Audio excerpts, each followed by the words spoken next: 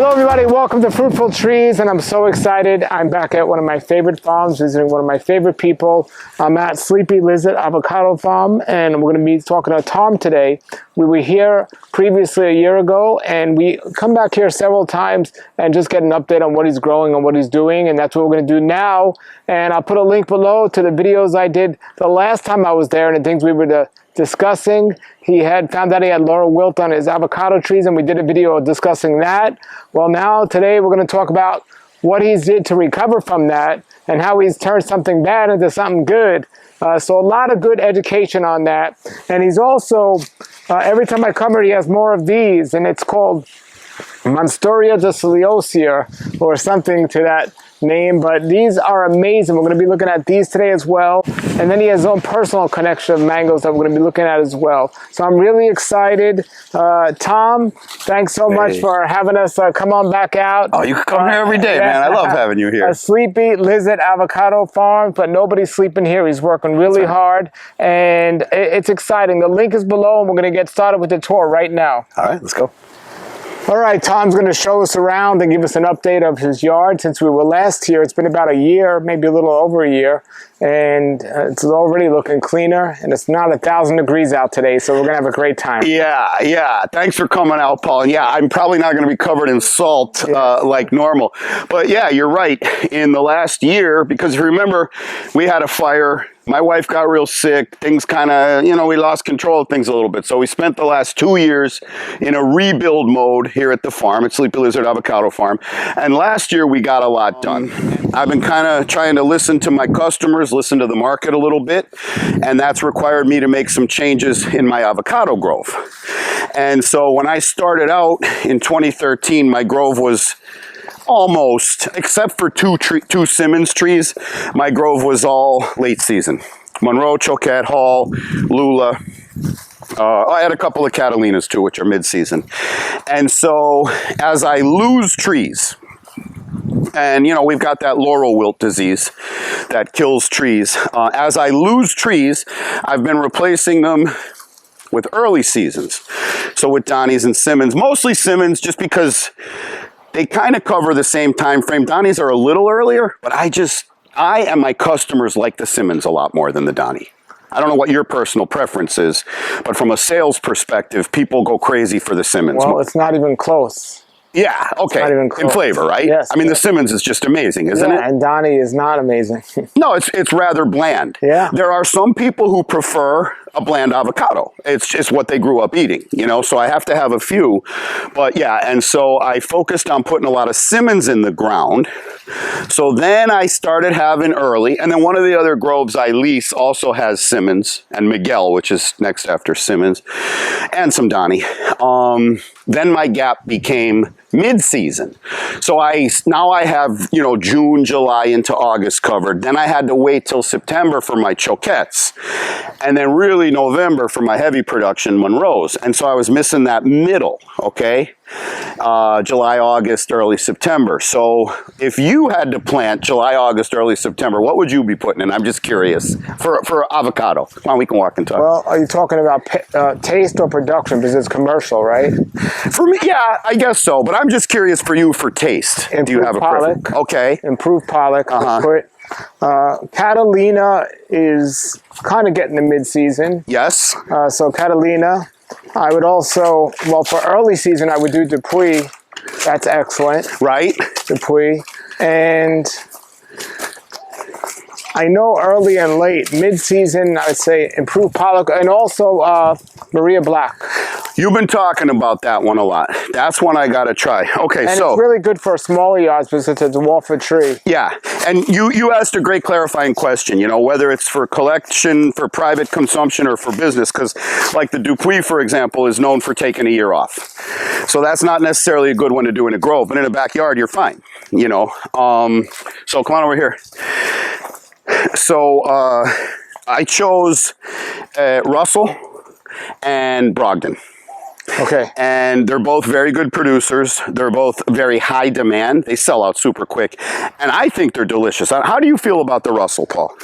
It's all right. It's not my favorite, but it's really nice. Yeah. It's very unique for people to buy. Yeah. The big Yeah. ending and the shape. And also the Brogdon tastes amazing. For me, the seed ratio to flesh, I don't like that. Yeah. But it tastes amazing, and you can eat the skin even. You can eat right through the skin. Yeah, they're delicious. It's amazing. So you can't go wrong with those choices that you've made.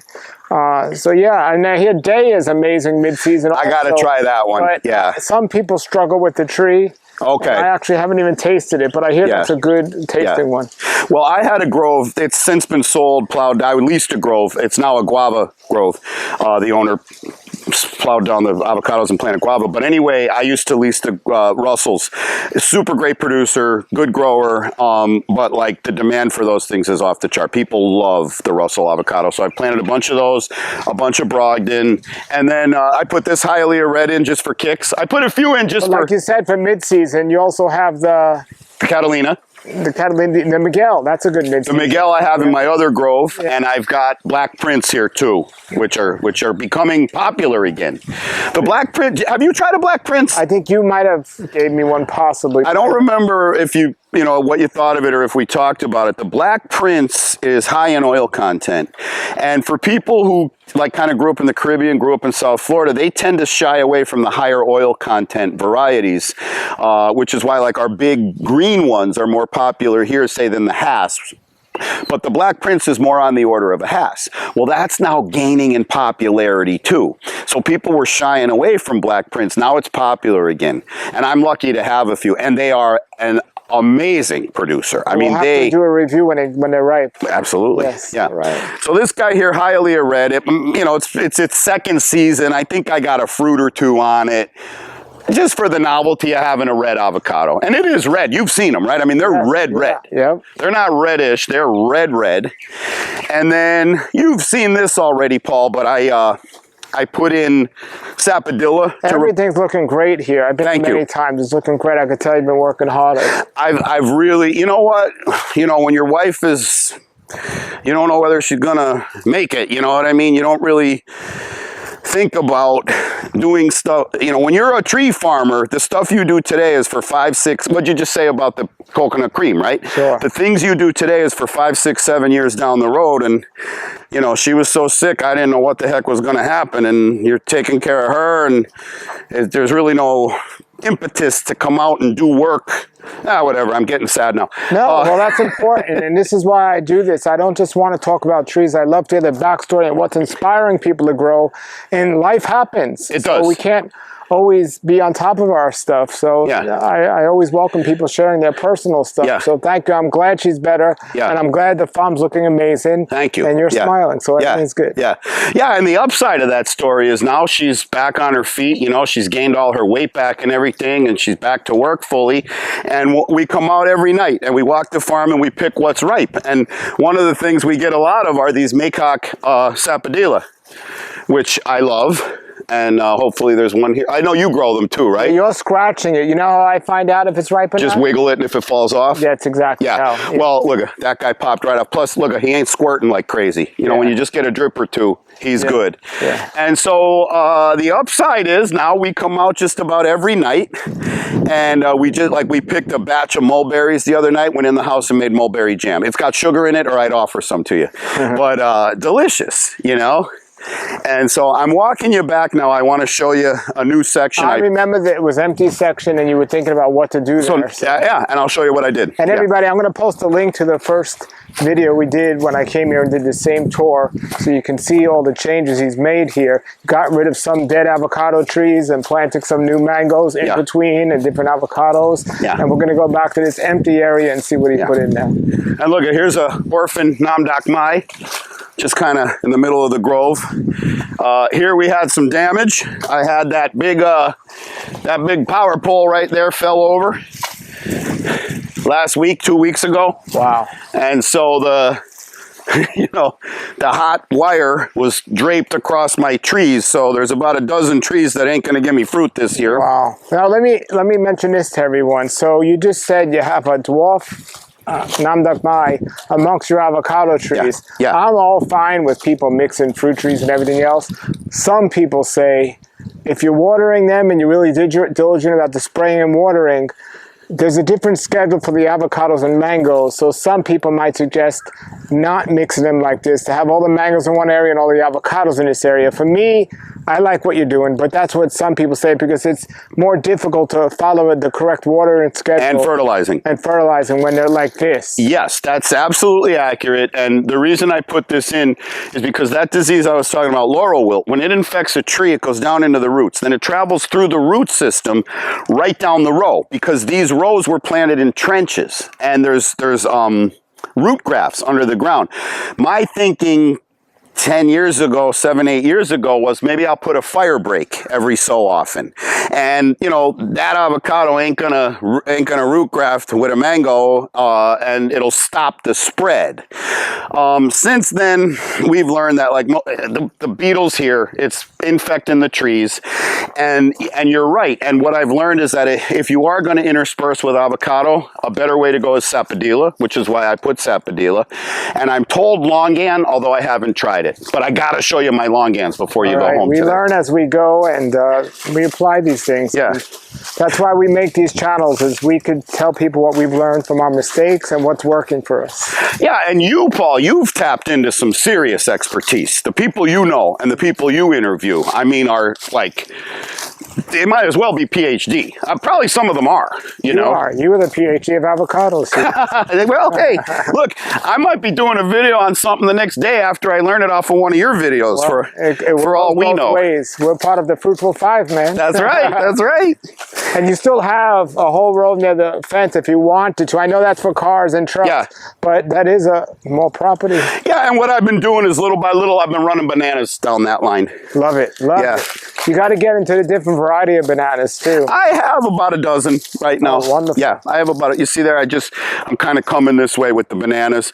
One thing that inspired me, I started planting bananas, okra, and sweet potato in 2020. Because having a garden for me before 2020 was more of a novelty. When I saw what happened in 2020, I said, you know what? Let me make some calories. Let me make food I can live off if I have to, you know? So you can see here, this is where that power line was arcing. Look, it just dug right down to the limestone till FPL could shut it off. How long before they came and took 2 hours. How long before they got it out? The fire went out as soon as they turned the electrical off. They were slow to turn the electrical off because it was only a grove. Which I get. If there's a wire down in front of a kindergarten, you need to turn that off right away. So they didn't want to shut down hundreds of houses. So they took their time isolating me until they could get me shut off. You know, but they had me. Yeah, I hear you. Can we just take a second and look at your neighbor's yard? Yes.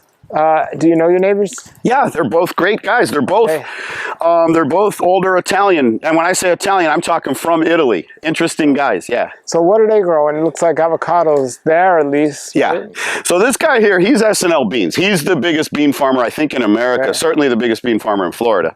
And he grows a lot of stuff. And for both these guys, these guys, their business ain't here. This is their homes. And if you want to have a 5-acre property out here and you don't want to pay $60,000 a year taxes, you better be farming it, you know, to get the ag discount. And so they grow mostly early variety avocados. Yeah. Okay. He's got some choquette, but they grow mostly early variety. And then he's got this variety? He's got Simmons mostly. Okay. Simmons and choquette. Okay. Yeah. Mm-hmm. Yeah. And this one here? Magana Mame. Wow. Yeah. And he told me I could pick as many as I want. Wonderful. Yeah. That's great. Yeah, he's a very nice guy. Okay, so here's a new area. Wow. So here's the new spot. And I thought you were going to slap me in the head when I told you I was just letting it sit empty. You looked at me like I was crazy. And I was. You know, I should have planted this out 10 years ago, you know. And but anyway, so this is where I said, let me start planting mid-seasons. And so it's pretty much Brogden. And then the last 4 up there are Russell, except for the big guy there in the corner. Actually, no, I shouldn't say that. The last 2 are Brogden, because the 2 Russells I put in, the one was that dead one I just showed you that was root bound. He never went anywhere. The other one I killed. I accidentally hit it with some chemicals that I wasn't supposed to. And so I said, well, let me get another Brogden and put it in. Excellent. You know? Yeah. Excellent. Then this is my crazy tree I'm always texting you about. Flowers every other month. 90 days at the most. You've got a 1 in 3 chance coming here and there's going to be flowers on this tree. It flowers year round. It's producing fruit. It usually drops them. Which one is that? This is Nam Doc Mai. I've harvested one fruit off of it. Well, whatever, you know. I don't know why well, I'm told Nam Docs are a little funny about their flowering to begin with, but I have other Nam Docs, but this one flowers year round. I don't know. The thing about Nam Doc Mai is they'll get powdery mildew, but this one particular variety, it won't affect it. They'll break through there, and it's like one tree that is not really affected by powdery mildew like others are. Yeah, there's variants of the NDM, right? Yeah. Now, my other grove, I've got 5 acres of mango, and we got a huge section of Nam Doc Mai. And Paul, it's my favorite fruit to pick because, you know, when you pick a mango, there's sap, just like, you know, there's some sap in this. And it'll make you itchy. Like, you got to watch, you know, especially when you're picking like 2,000 pounds of mangoes or 3,000 pounds. The Nam Doc Mai, when you start picking them, the whole area starts to smell fragrant like a soap, like a flowery soap, like a perfume. I love picking Nam Docs. And usually we pick them green, you know, but then we leave a bunch for later in the season. And, but for whatever reason, I tasted Nam Doc, fell in love with it, you know. Okay, now this guy here, I'm pretty sure you had some still on your tree the last time I was at your house, which is, this will be my first Oro Negro that I planted. Excellent. Yeah. Excellent. Mine's loaded this year. And now I just made a liar out of myself. I said I was mostly planting mid-seasons. That's a late season, but I wanted it. You know what I mean?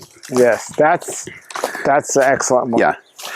So this guy here, I just put, this is another section that was devastated by Laurel Wilt. So I just put this Oro Negro in like 2 days ago. There's another Brogden. Nice size. Where'd you get that from? Julian. Okay, great. Beautiful. Yeah, yeah. And I said in the video I made about this, this was a 15-gallon. Now, remember, that's 2 feet down in the ground. So imagine, you know, that's a nice big, in fact, I was done. I was driving out his little driveway there. I looked over, I saw this tree and I saw ON. I'm like, oh, if that's an Oro Negro, I'm grabbing it. Oh, it's excellent. Yeah. And then this Brogden. Have you tasted Oro Negro? No. Oh, wow. I was hinting for you to offer me one at your house last time. If I had one. I'm only kidding. And then look this is a 7-gallon. Most nurseries that have this guy up in a 15, 6 inches ago, you know? And so, and it had fruit on it. Look, there's some Brogdens on there. I doubt they're going to last. And unlike the mango, I needed to get this hole filled. You know, I need to get this gap covered. It's looking great. Thank you. Yeah. And then this little guy here is a Simmons. A Simmons, okay. Yeah, so this was like a large 3-gallon, probably ready to go up to 7-gallon. I got a good suggestion for you that just came to my mind. Tell me. Do you want it? Tell me. Yeah, of course. How far are these? 16. 16? Yeah. What Alex does at Tropical Acres, at least for his mango, he plants, ultimately 16 is the ideal amount of feet. Right. But he plants his mangoes 8 feet apart. Yeah. And until these grow, with the one in the middle, he'll get 4 or 5 years of mangoes until he has to take it out. Yeah, you plant like a little burner tree. You have an extra space there. Yeah. That can give you 4 or 5 years of mangoes. Yeah. And at that point, you can either dig it up and sell it to tree or just get rid of it. You already made your money back. Yes, I'm going to show you a spot where I've done something similar. But before we do, I'm looking at this tree here. Help me see if there's any fruit on this. So this was a seedling. This was a grafted tree I planted, and the graft failed. So for all intents and purposes, this is a seedling tree, and it flowered the first time ever. I put this in the ground about 8 years ago. A seedling of what? I have no idea. Okay. It was I bought a grafted Hass variety, which, as we know, don't do well here in South Florida. On your live stream the other night, you know, Julian said you can grow them. They do grow them, but they don't grow as well here as they do in California. So anyway, I thought, let me plant one Hass just for the heck of it. The graft didn't succeed, and I said, well, let me just let the seedling grow. It's probably a Lula seed, because I think that's what they use for their rootstock. And it flowered for the first time. I don't know. You see any fruit, though? I don't think he fruited, did he? I don't know, but I see some flowers up there. Yeah. It might be up there. There might be one fruit all the way up there.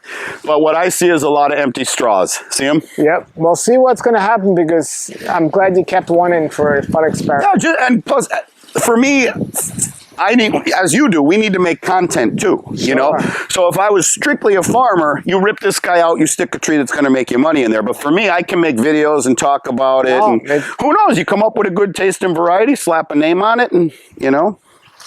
So wonderful. Let me show you a sort of variation of what Alex talked about. And I was there that day. I was with you. Now, how much space do you have here? This is 5 acres. I've got about 4.5 planted, although every year that goes by, I'm encroaching more and more on my house, you know. But I'll show you over here.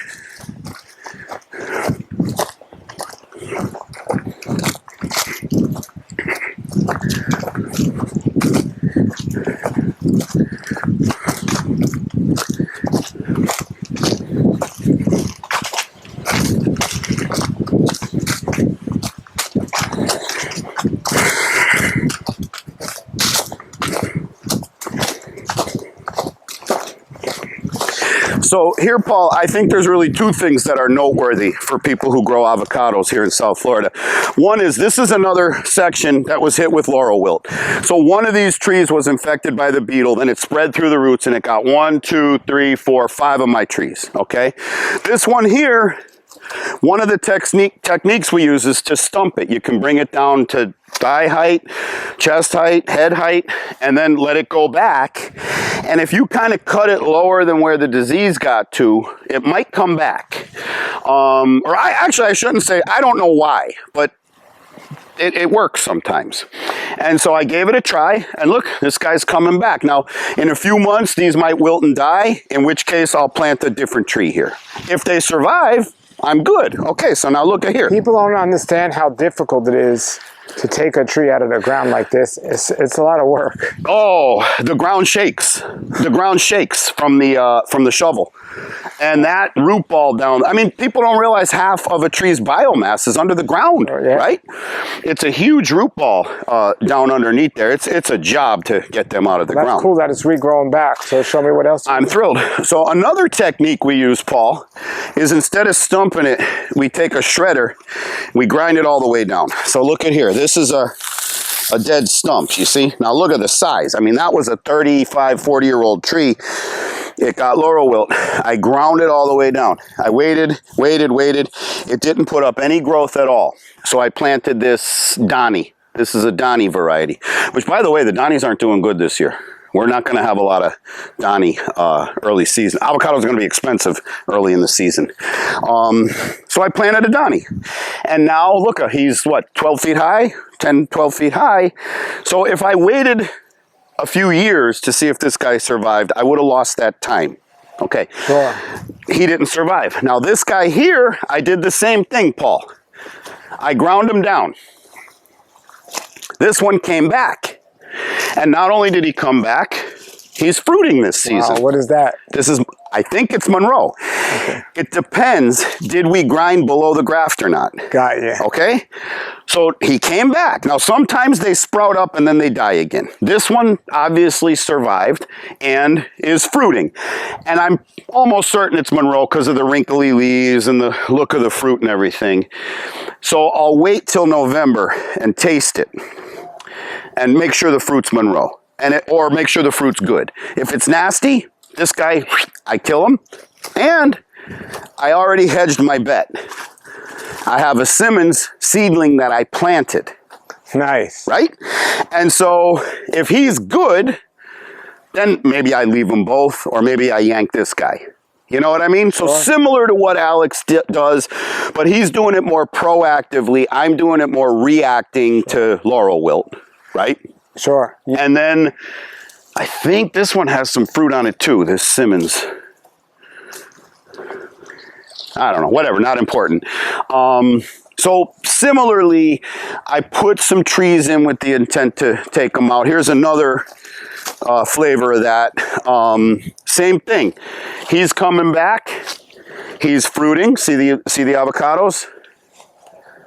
And I also hedged my bets with a Simmons.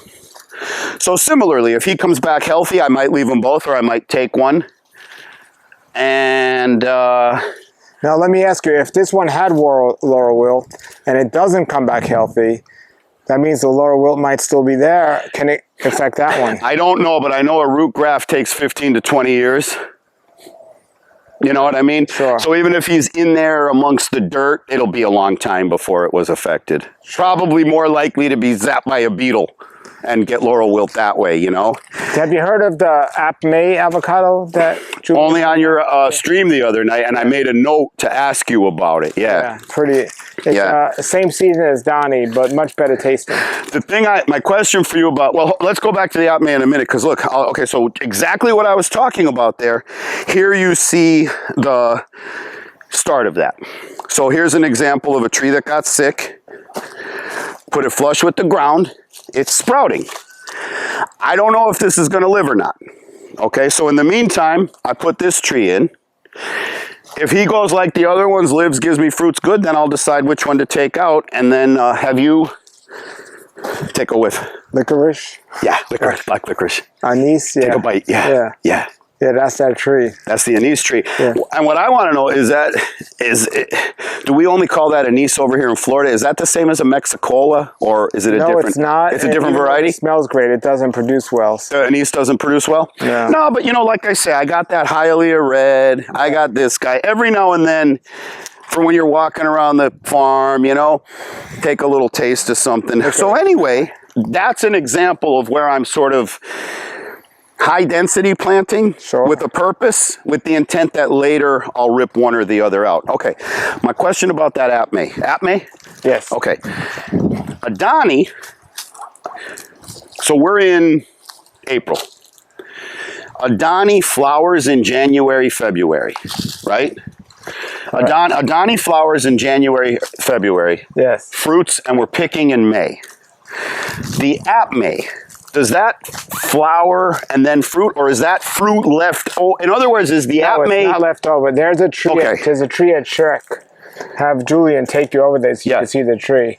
This year is a little different, but last year there was fruit on it. Yeah. In April and May. Yeah. It wasn't left over from last year. It had fruited. It just is a fruited new Because I think that Ronnie variety, which is delicious, you had me. I think you had me taste a Ronnie. It's a great late season. But that's super. That's so late. It's almost early. March or early April. It's so late. It's almost early for the next year. And see, that's where I'd run into trouble, because if I had an early variety that was really last year's late variety, that would screw up my whole pruning schedule and everything. You know what I mean? My neighbor just pulled off a choquette a couple of weeks ago. Last choquette of the season. And you had texted me about that, yeah. Delicious. I've left Monroe's till past Super Bowl Sunday, you know, well into February. But Monroe's are later than choquette, you know.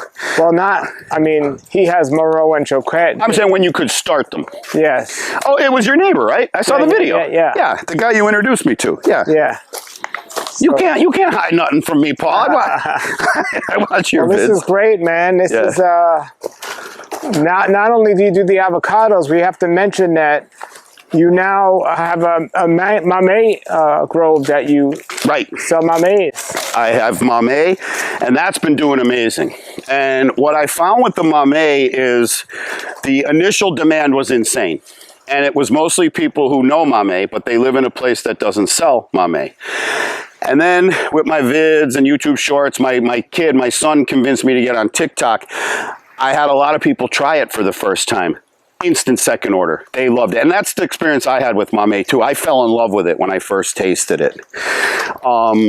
Let me show you this tree here, Paul. This is another example. So on your website, people can order and see when stuff is available and order it, right? Yeah, on guacfarm.com. And and Mame, we're almost going to have year round. And as you know, with the Jamaican, when it's available, we're going to have Mame year round. Yeah. But we pretty much now have Mame from late January till the fall.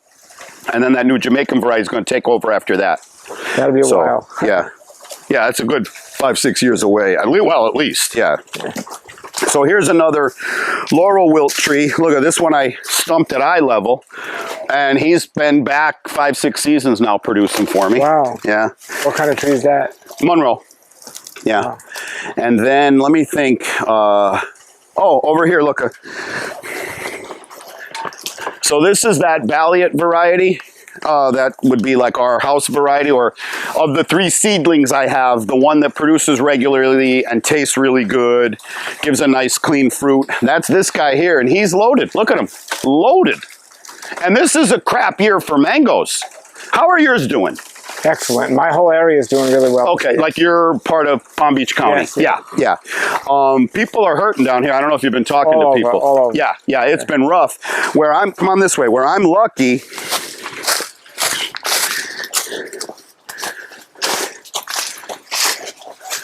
is I got this guy. Now, he's doing good up top. I have a huge no-no here, which is that big bunch of bamboo. Yeah. And that shades out this tree, which is why I want to graft it and put some in other places. But, you know, look, that's some nice fruit set up there, isn't it? Yeah. Yeah. And then these are my Steady Eddies, Paul, my Valencia Pride over here. So where that was my collection, these are more commercial. And then in the other 5 acres of mango I've got probably 2.5 rows of Valencia. I mean, you could count on them. You know what I mean? They produce, not like last year, but I don't know if you and I will ever see a year like last year again. Last year was crazy. Yeah, it was wonderful. You know? And then I want to show you one other variety that's going nuts this year.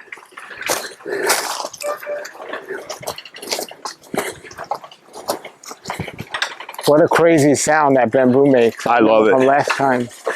It reminds me of like when you're watching an old pirate movie, you know, and the sound of the ship. So let's be quiet and just listen.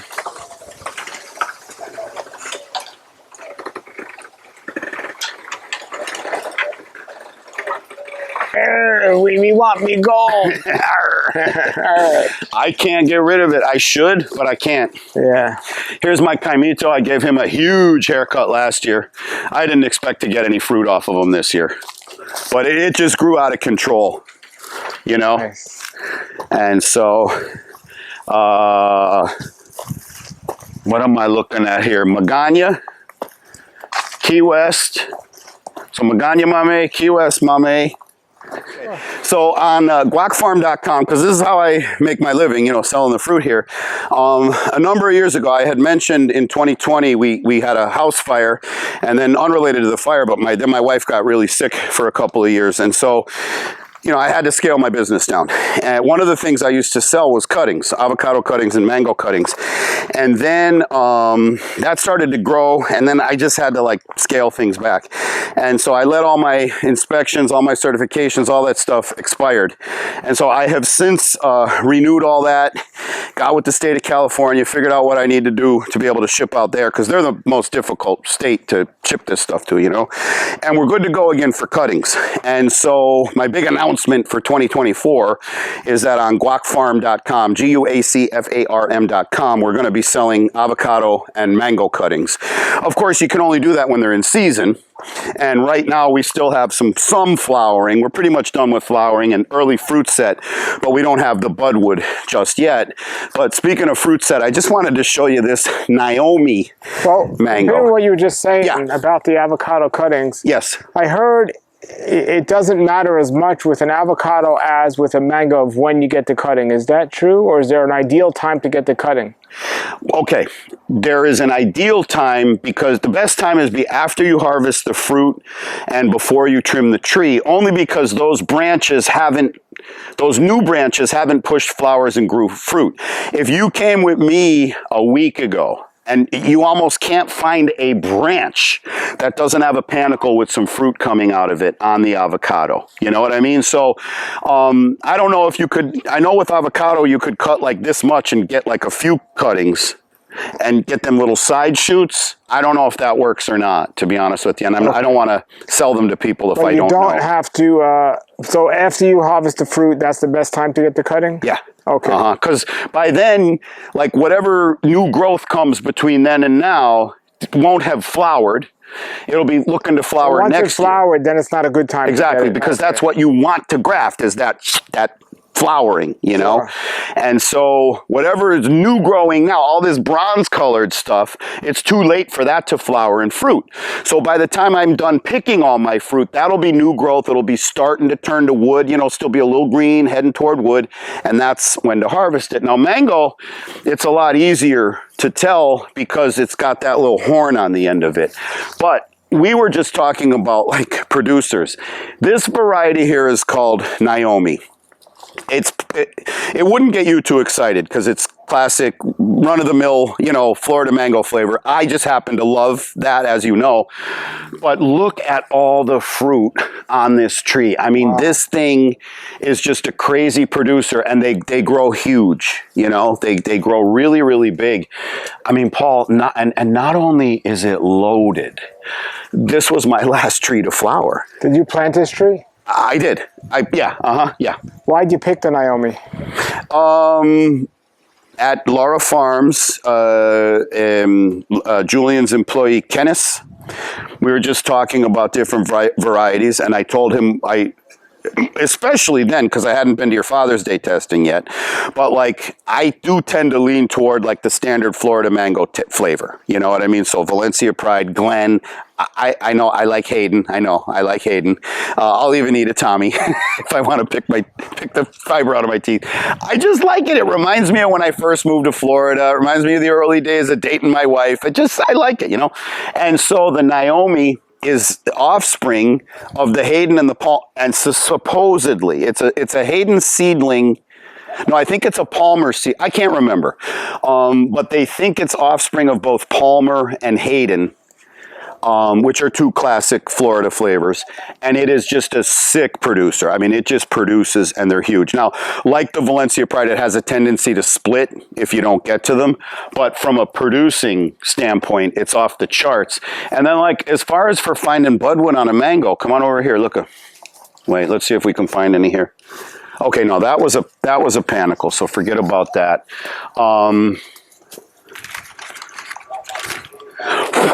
No, I don't see it there. Oh, here we go. Look. So look, that guy there, he's just got that little bump. Yep. You know what I mean?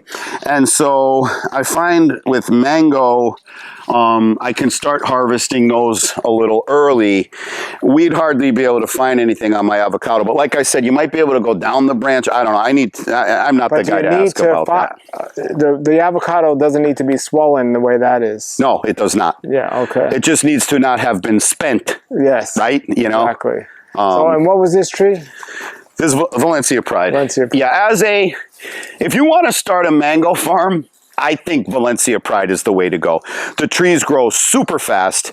They're high producers. I love the flavor. I always sort of check myself because I know you're not a big fan of them, but I love them. They have a little bit of a tanginess to them. Do you like Val Curry? Haven't tried it. Oh, it's a combination between the Curry and the Valencia Pride. Oh, that Val Curry. That makes sense. Yeah. But I'm just a huge fan, you know. And what's then look, that's a Sapodilla. That's a Hasia. VP, Valencia Pride. Okay, so let's do, I want to talk about your Monstera. Okay. Well, on the way over to the Monstera Deliciosa, look at Monstera Deliciosa, Pace Mame. Oh, here? Yeah. Oh, wow. And the way to tell the pace, well, you know how to tell the pace tree, right?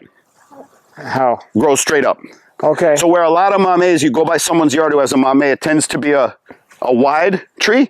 The pace, which is the Laurel Farms house variety, tends to grow straight up and gives these nice dark mame. And so I've already... How old is this tree? This guy I put in, this guy's old. This guy's been in the ground since 2017. My son's football coach hit it with his car. which wasn't too good for it. And but I did harvest one set of fruit off of it so far, and they were good. The Key West is my favorite variety, but that's like, well, I was about to say that's like saying what your favorite bacon is, but you wouldn't know anything about that. I mean, like, if the Key West is your favorite, the Magana and the Pace are still amazing. You know what I mean? Sure. So anyway, and then you wanted to talk about the Monstera Deliciosa? Yeah, so here we are, and this is something you started as a weed, and you fell in love with it, and now it's become a big part of your reputation for selling this. Yes, this is, yeah, and I'm the only person I know who purposely grows it to sell it as a crop, to sell the fruit. I'm sure there's other people around here that do, you know, but most of the people who sell it kind of go around to people who have it as a decorative plant and just give them a few $100 to pick all their fruit. I grow it purposely to get the fruit off of it. Let's see if we could find some fruit.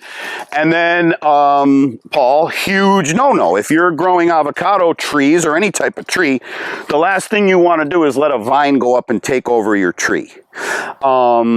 This is such a good seller for me. It's such a high demand thing. It makes people so happy. I love the flavor so much that I'm willing to use my avocado trees as a trellis. I'll make more money off of the Monstera than the avocado. And the avocado is still going to give me fruit, you know, but I've let them take over. And let's see if we can find a fruit. You've tried it, right? Oh, yeah. Yeah, Love yeah. It. I know there's some over here.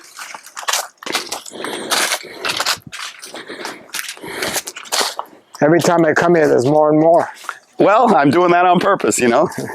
So, you want a cutting for home? Do you grow it? I took it out. Okay. I don't have that much room. Yeah, you need room for it.